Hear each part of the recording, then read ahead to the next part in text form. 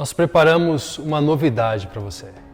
Na próxima semana, às 19 horas, nós estaremos aqui reunidos nesse espaço para o nosso primeiro culto público presencial após a pandemia. Você é nosso convidado para estar conosco. Você deve observar, é claro, se você faz parte ou não do grupo de risco. Então, se você tem mais de 60 anos, infelizmente, você não poderá estar conosco no próximo domingo. Ou se você tem menos de 12 anos, também não poderá estar presente aqui em nosso culto. Por isso, nós manteremos os nossos encontros de forma online. Todo domingo, às 19 horas, os trabalhos acontecerão como tem acontecido, assim como também pela manhã, às 9h30, os nossos encontros continuarão disponíveis de forma online. Mas, no próximo domingo, apenas às 19 horas, nós teremos aqui um culto em nossa comunidade. Nós teremos 35 vagas aqui. Haverá a oportunidade de 35 pessoas estarem conosco. Por isso, se você deseja participar, você deve entrar em contato conosco ou no meu WhatsApp ou no WhatsApp do Paulo. Se você não tem os nossos telefones, você pode então entrar em contato conosco através do Instagram, através do Facebook, enviando a nós uma mensagem no privado. Importante salientar que a sua mensagem não te oferece automaticamente um lugar aqui no culto público, no culto presencial. Você deve aguardar um retorno, uma confirmação da sua presença. Por que isso? Para que nós possamos tomar todas as medidas necessárias, observar os decretos tanto da Prefeitura como também do Estado, porque nós queremos não só estar presentes, mas queremos estar presentes de forma segura. Então, ao vir ao culto, depois de confirmada a sua presença, depois de você receber a sua confirmação, então você deve vir de máscara, deve permanecer de máscara o tempo inteiro. Chegando aqui, haverá álcool disponível para todos. Nós estaremos aferindo a temperatura de cada pessoa antes de entrar e então participaremos juntos de um culto presencial. Evite chegar cedo para que não haja aglomeração antes do encontro e assim que nós encerrarmos, nós queremos orientar você a voltar à sua casa junto com a sua família, para que não haja aglomeração também no final dos nossos encontros. Maiores detalhes, você pode entrar em contato conosco no telefone da igreja, pelo site, Instagram, Facebook ou no nosso WhatsApp pessoal. Que Deus abençoe a sua vida. Esperamos você na próxima semana.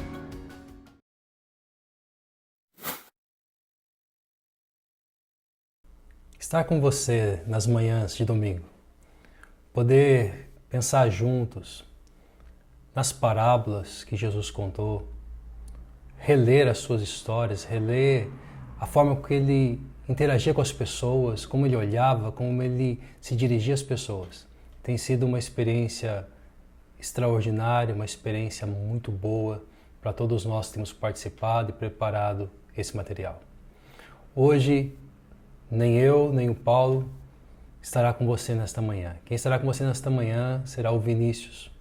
O Vinícius é membro da nossa igreja, ele é um jovem, ele estudante de psicologia e que nesse ano aceitou aí o desafio, juntamente com o Rafael, de caminhar com os adolescentes da nossa igreja. Então você vai ter a oportunidade de ouvir, de refletir, de pensar junto com ele a respeito de mais uma parábola de Jesus. Fique com o teaser e então permaneça conosco.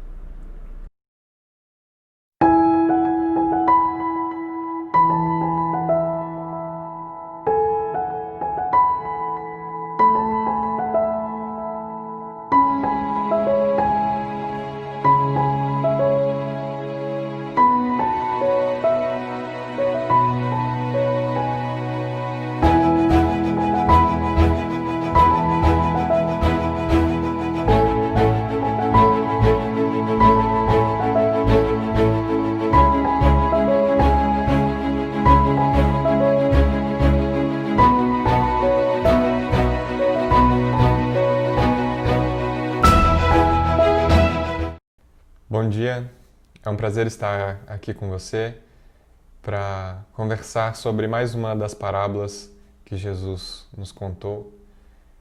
E a parábola que nós vamos falar hoje é a parábola da ovelha perdida, que se encontra lá em Lucas, no capítulo 15, do versículo 4 ao 7, e também lá em Mateus 18, do 12 ao 14.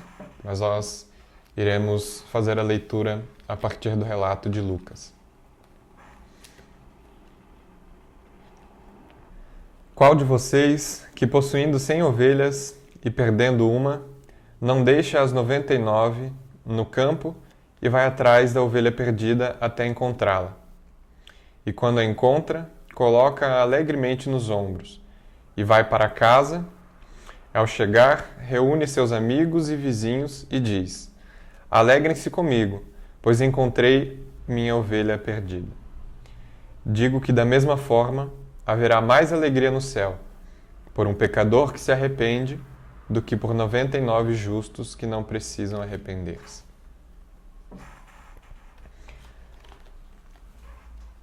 Então, em primeiro lugar, a gente pode notar algumas diferenças nos relatos de Lucas e de Mateus, como, por exemplo, na leitura que eu fiz, aparece deixar as ovelhas no campo, ou pode aparecer também no deserto, ou, como lá em Mateus, aparece nas montanhas.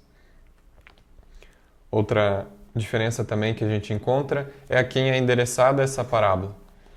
Aqui no relato de Lucas, se a gente for ler os versículos anteriores, veremos que Jesus está se dirigindo aos fariseus, enquanto lá em Mateus ele está falando com seus discípulos. Mas isso não muda o conteúdo, isso não muda a intenção dessa parábola, uma vez que é muito provável que Jesus tenha usado essa mesma parábola em contextos diferentes, que ele tenha contado essa parábola diversas vezes. Então, o capítulo 15 de Lucas começa aqui com a parábola da ovelha perdida, em seguida nós vemos a parábola da moeda ou da dracma perdida, e em seguida a parábola do filho pródigo. E essas três parábolas estão juntas aqui e seguem uma mesma linha de pensamento, que falam sobre a perda e se encontrar aquilo que havia se perdido. Então, a recuperação daquilo que havia se perdido. E elas, de maneira geral, falam sobre o reino presente de Deus e a sua compaixão. Então, de acordo com o teólogo Klyne Snodgrass, as duas parábolas que antecedem a do filho pródigo, a ovelha perdida, que nós vamos falar aqui, e a da dracma perdida, parecem funcionar como um prelúdio para um ponto culminante que vai ser lá na parábola do filho pródigo. E isso pela dinâmica que Jesus apresenta, primeiro falando daquilo que se perdeu, como primeiramente 100 ovelhas, depois 10 dracmas, uma que se perde, e por fim no filho pródigo apenas 2 filhos. Mas isso de maneira alguma diminui a importância dessas duas parábolas que vêm antes. Então, em termos de contexto da parábola da ovelha perdida, parece que o capítulo 15 faz uma conexão com o capítulo 14, continuando a falar um pouco sobre a atitude dos fariseus em relação às ações de Jesus. Como eles se portam, como eles respondem àquilo que Jesus estava fazendo. Então, nos primeiros versículos do capítulo 15, ali de 1 a 3, Lucas introduz o porquê que Jesus está contando essa parábola, e essas parábolas naquele momento específico. Então, ele vai dizer que os fariseus estavam criticando Jesus pelas suas atitudes de, como diz no versículo 2, de receber pecadores e comer com eles. E a gente precisa entender o que significava fazer uma refeição com uma pessoa naqueles tempos, naquele contexto, no Oriente Médio. E basicamente era uma questão de honra. Você receber alguém, aquela pessoa a quem você recebia, honrava a sua casa quando você fazia uma refeição com ela, e assim também como aparece que ele recebia essas pessoas. Então, ao receber uma pessoa em sua casa e fazer uma refeição com ela, aquele convidado trazia honra para sua casa. E diante disso, os fariseus ficam incomodados, ficam perturbados por essa ação de Jesus de estar recebendo pessoas que eram pecadores, que eram publicanos, essas pessoas que eram costumeiramente marginalizados por aquela sociedade. Então, como diz o teólogo Joaquim Jeremias, fazer uma refeição com alguém era uma oferta de paz, confiança, fraternidade e perdão. Mas aquilo que aqueles fariseus não compreendiam é que essas refeições que Jesus fazia com essas pessoas eram celebrações antecipadas do banquete no fim dos tempos. Aquilo que irá se concretizar no dia que Jesus voltar e nos servir diante do Pai. Então, a intenção de Jesus nessa parábola é, primeiramente, apresentar uma narrativa que fosse comum às pessoas daquela época. Então, a gente vê em diversos lugares figuras como pastor e suas ovelhas, e também semeadores, porque isso fazia muito sentido naquela época. Eram coisas que as pessoas poderiam olhar e se identificar e saber do que Jesus estava falando a respeito daquela realidade.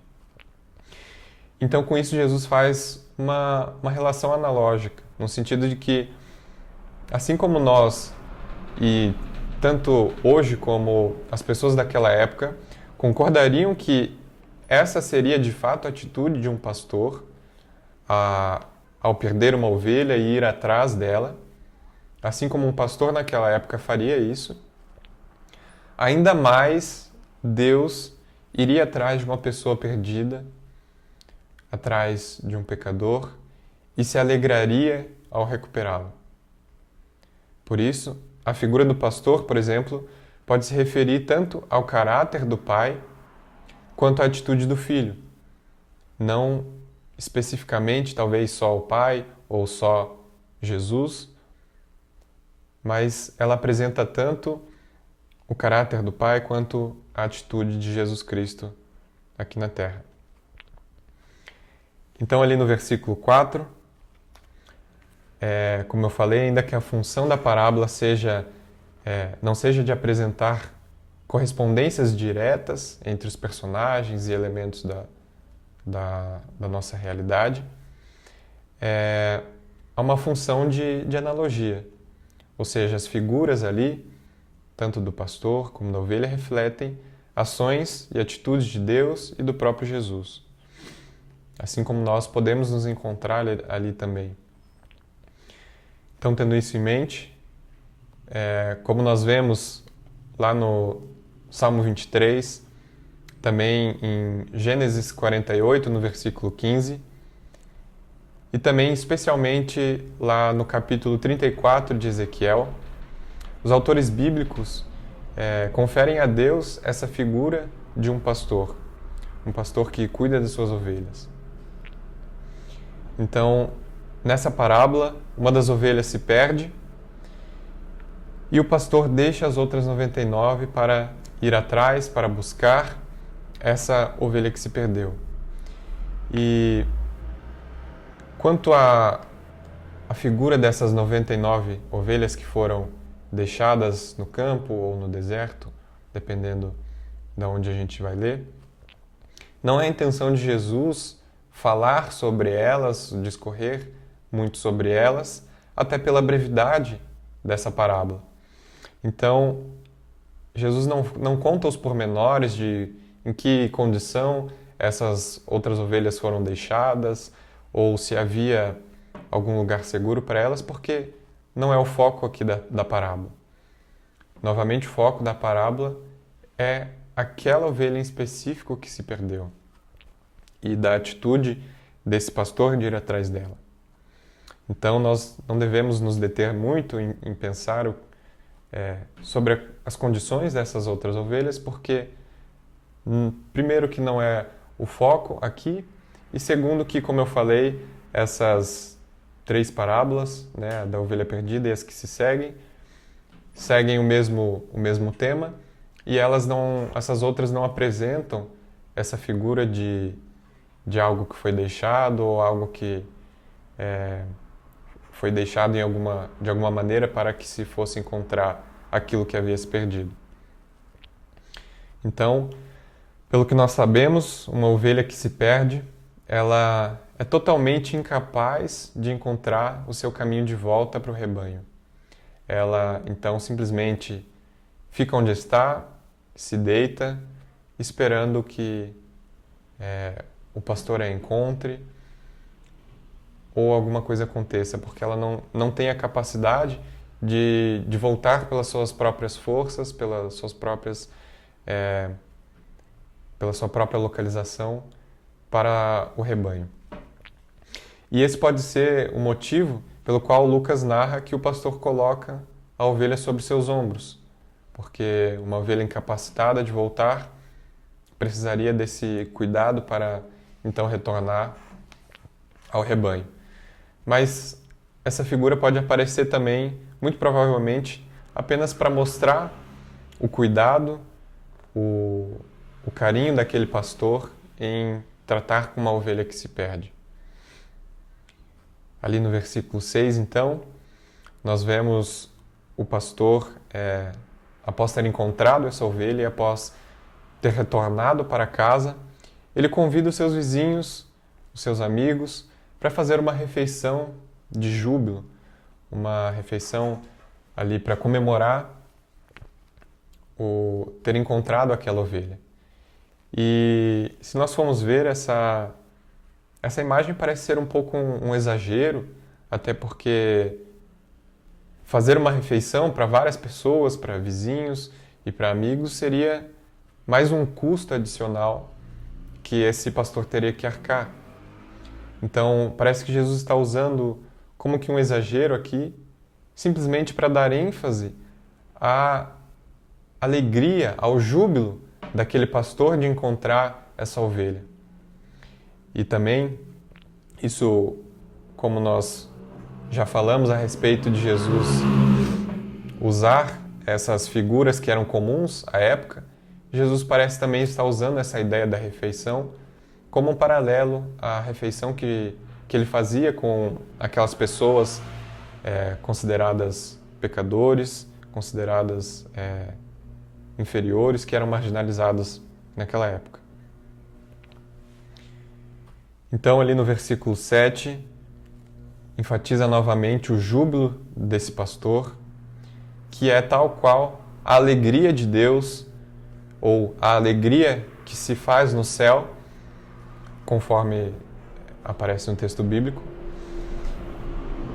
nesse cenário. E parece não apenas ser uma alegria ali de Deus, né, como fala alegria no céu, e parece também convidar o ouvinte daquela época e o leitor dos dias de hoje a participar dessa alegria, a se alegrar juntamente com Deus a partir de um pecador que se arrepende. Pois esse é o sentimento que tem no coração de Deus quando isso acontece, a alegria diante do arrependimento de um pecador. E quando a parábola fala ali das 99, no versículo 7, as 99 que não precisam se arrepender, no primeiro momento a gente pode achar estranho, porque nós sabemos que, conforme diz lá em Romanos 3, no versículo 10, que não há um justo sequer. Ou seja, nós entendemos que não há ninguém na face dessa terra que não precise se arrepender e que não precise de Deus. Mas parece que a ênfase que Jesus dá aqui é realmente no arrependimento daquela uma e como Jesus valoriza esse arrependimento. E é muito mais, para Deus, é muito mais alegria ter o arrependimento dessa uma pessoa que estava perdida do que focar naquelas pessoas que já possuem um certo relacionamento com Deus ou já estão numa comunidade de fé. Então, o que nós podemos compreender a partir da exposição dessa parábola, a partir daquilo que Jesus nos conta e aquilo que nós conhecemos das Escrituras? Como eu já falei lá de Ezequiel 34, se nós tomarmos como um paralelo, Ezequiel 34, versículo 2, diz assim: Filho do homem, profetize contra os pastores de Israel. Profetize e diga-lhes, assim diz o soberano Senhor: Ai dos pastores de Israel, que só cuidam de si mesmos. Acaso os pastores não deveriam cuidar do rebanho? Então, tomando esse texto como paralelo, parece que Jesus se dirige implicitamente aos fariseus, os criticando e os acusando de falharem com essa atitude que deveria ser deles de pastores. Jesus, então, acusa as autoridades religiosas daquele tempo de não cumprirem a missão deles, de não cumprirem aquilo que Deus os chamou e os separou para fazer, que é de ser luz, de proclamar a verdade, de ser um exemplo às outras nações e então de buscar aquilo que estava perdido, buscar aquele que precisa conhecer e precisa se arrepender. No segundo momento, Jesus então se apresenta como aquele que iria e que já estava cumprindo a tarefa de libertar e de pastorear o povo de Deus. Assim como uma resposta à profecia de Ezequiel, ali no capítulo 34, Jesus aparece como aquele que é capaz de pastorear o povo de maneira agradável a Deus, da maneira que Deus queria. O teólogo Kenneth Bailey encontra algumas alusões ali em relação à encarnação de Cristo. Então ele entende que o ato desse pastor de colocar a ovelha sobre seus ombros seria uma referência a Jesus levando os pecados do seu povo, carregando o povo como que nas costas, então fazendo essa alusão ao sofrimento de Cristo e a sua atitude de se entregar à cruz. Também, ao conviver com esse tipo de gente, aqueles considerados inferiores, aqueles que eram marginalizados, os pecadores, Jesus demonstrava tanto a presença do reino de Deus presente, quanto a disponibilidade do perdão de Deus. Então, o favor de Deus não seria apenas aqueles fariseus que eram separados e até se achavam superiores, mas a todos aqueles que de fato precisam do perdão. Este capítulo também é a descrição mais envolvente que nós temos de Deus saindo à busca do pecador. E não apenas indo à busca do pecador, mas também rejubilando ante o seu retorno, se alegrando diante do arrependimento daquele que estava perdido. E não apenas, como eu já falei, ele também nos convida a participar dessa alegria juntamente com ele. A alegria de Deus não está confinada apenas a ele, não está confinada aos céus, mas ela transborda e nos alcança, de maneira que nós, enquanto comunidade, enquanto corpo de Cristo e participantes de Cristo, nós podemos nos alegrar com nossos irmãos toda vez que um pecador vai ao arrependimento. E aqui é um ponto em que o cristianismo difere das demais religiões que nós encontramos pelo mundo, em que geralmente o ser humano precisa fazer alguma coisa para alcançar o favor de algum deus, de deuses. Muitas vezes precisa sofrer até voluntariamente para que tenha algum benefício ou para ter algum bem em outra vida. No caso, as Escrituras nos mostram um cenário diferente. As Escrituras nos mostram um cenário em que o próprio Deus é aquele que faz aquilo que nós precisamos. É Ele quem toma a iniciativa, é Ele quem primeiro nos escolhe e que nos busca, que vai atrás de nós que estamos perdidos. Então, no primeiro momento, nós devemos todos nos entender como essa ovelha que se perdeu, uma vez que, como eu falei lá em Romanos 3, no versículo 10, diz que não há um justo sequer. Então, todos nós somos essa ovelha que está perdida e que precisa do perdão de Deus. No mesmo momento, também, Cristo é o Deus encarnado que vem e nos busca. E, de fato, Ele nos encontrou. De fato, Ele levou as nossas dores, Ele levou sobre si os nossos pecados para que pudesse nos trazer de volta para casa, pudesse nos trazer de volta para o seu amor, para nos alegrarmos juntamente com Ele. E isso tira de nós qualquer mérito, qualquer ideia que nós possamos ter de algum mérito que nos compre alguma coisa. Isso tira o que nós pensamos que nós podemos fazer para alcançar o favor de Deus e alcançar a salvação, porque apenas o próprio Deus é capaz de nos buscar. Apenas o próprio Deus é capaz de nos trazer ao arrependimento por meio da sua graça.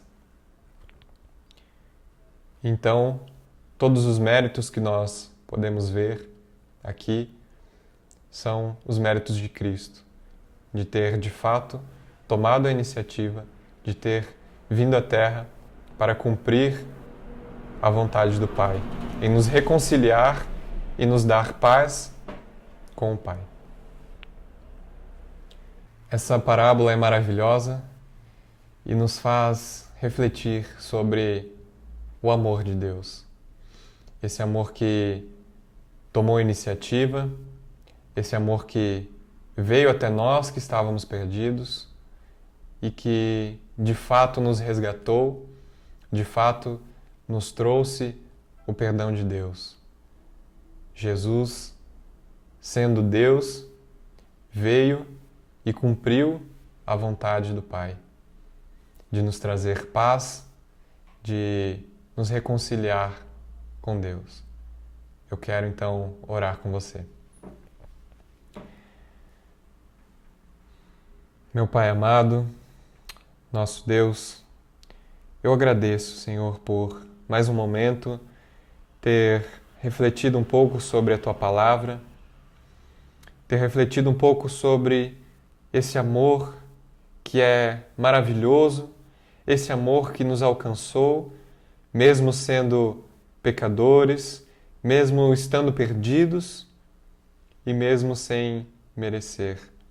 Esse amor nos alcançou e então nós podemos ter paz com Deus, podemos viver com Deus, podemos estar contigo, Senhor. E não apenas estar agradecidos por nossas vidas, mas também nos alegrar por todo aquele que se arrepende e se achega a Ti. E diante disso, Pai, diante do que nós aprendemos, nos resta apenas agradecer, nos resta crer naquilo que Jesus Cristo fez. E que a partir disso, então, nós possamos viver constantemente, Senhor, nos arrependendo de todo pecado, possamos viver em gratidão a Ti e andar, Senhor, como essa ovelha que é conduzida pelo bom pastor, que é o Senhor. Possamos então caminhar em obediência e gratidão a Ti. É em nome de Jesus que nós oramos. Amém. Que Deus te abençoe e abençoe o seu domingo.